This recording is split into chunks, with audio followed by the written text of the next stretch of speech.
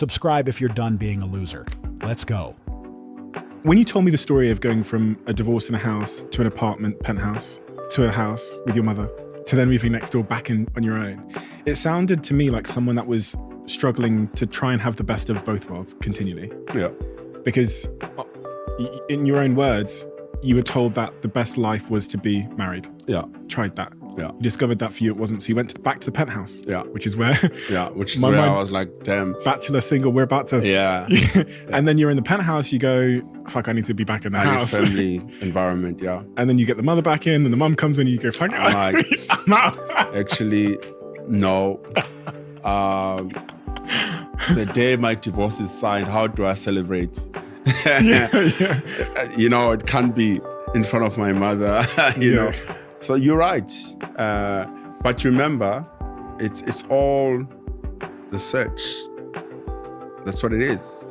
Searching for happiness.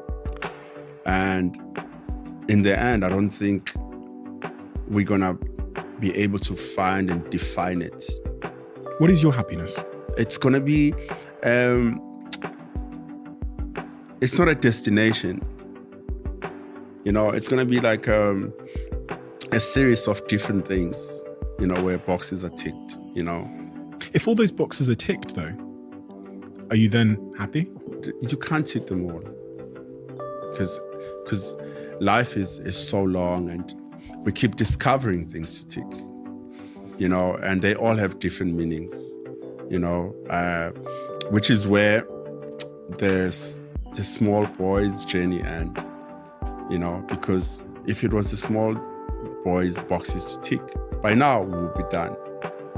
You understand? So there's boxes of an adult, like you're saying, you live here and then you extend and then, you know, upstairs you keep, and then you're going to be like, actually, I need to buy another building.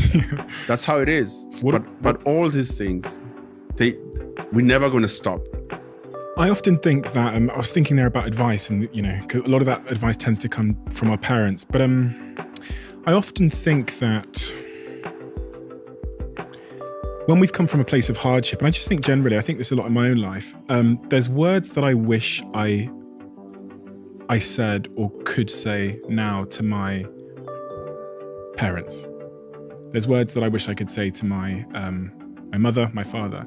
You spoke so lovingly at the beginning of this conversation about the role that your mother played in your life.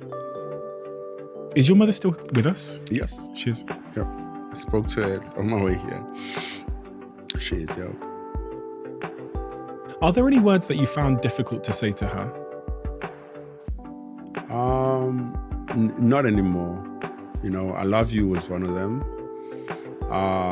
Because it was never part of our family as like an African family to have that kind of warmth and these kind of conversations. You know, even our hugs are still a little bit awkward, but they still hugs because it's never been, their generation didn't do that. You know, they would show you and you would know your parents love you. In the best way they will do it, you know. And being a parent, I am so much aware of how I want to teach my kids to be able to say it and like randomly hug them because I never, you know, had that growing up. And then in the end, we are the ones who come back and teach our parents. You know, no matter how awkward it gets, you know, teach them to say, and they learn, even though it's like it's not something they know. Yeah. We have a closing tradition on this podcast where the last guest asks a question for the next guest. They write it in the book. They don't know who they're writing it for. The question that was written for you, and it's funny that yeah, they've written a question for you, but they didn't know who they're writing it for, cool. which is the most amazing thing ever when you hear this question. What is your favorite sound?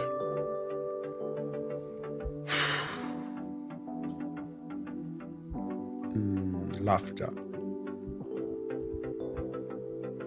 Why?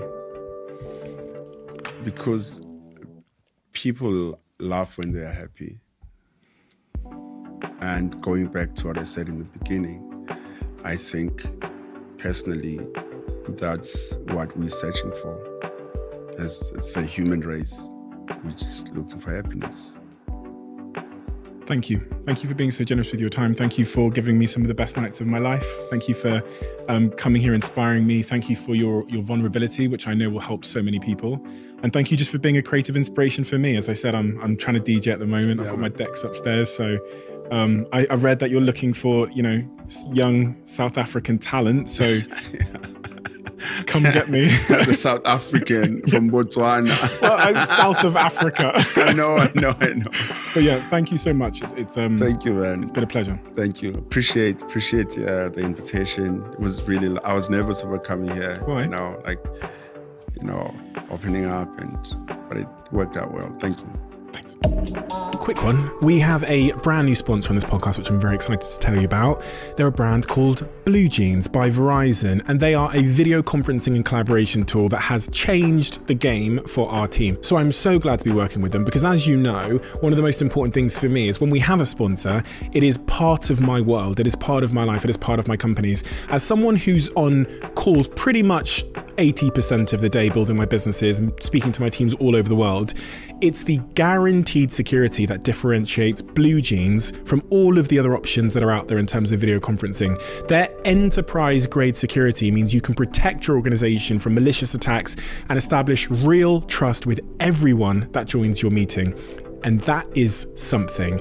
There are so many things that make sense and make BlueJeans a better option than the sort of competitors out there. And I'll be talking about all of those aspects, those features, and the reasons why I use BlueJeans in the coming episodes. If you want to check it out, you can head to www.bluejeans.com to learn more.